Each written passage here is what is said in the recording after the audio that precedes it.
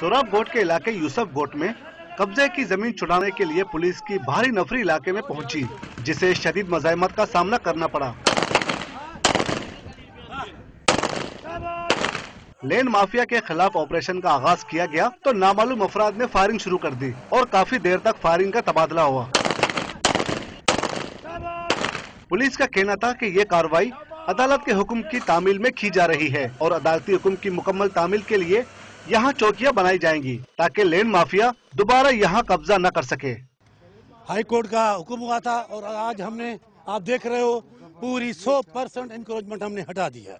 Land mafia के खिलाफ होने वाली इस कार्रवाई के खिलाफ इलाका मकीनों ने एहतजाज किया और सड़कों पर निकल आए। इनका कहना था कि वो गुज़श्ता 20 साल से यहाँ रिहाइश पजीर है, इनकी जमीनें कैसे गैर कानूनी हो सकती है। हमने अपने घर बना के इधर बैठे हैं, पुलिस आई है बगैर मालूम कोई पता नहीं है। उसमें हमारे को बोला भाई बैठे रहे, ऊपर पुलिस छापा मार को हमारा घर तोड़ दिए। इस कार्रवाई के दौरान बड़ी तादाद में गैर कानूनी तौर पर तामीर शुदा मकानात और दुकानें मस्मार कर दी गई। इस तरह पुलिस ने ऑपरेशन करके 200 एकड़ इराजी वागजार करा ली। कैमरामैन अली अहमद जान के साथ शफी बलोच, डॉन न्यूज, कराची।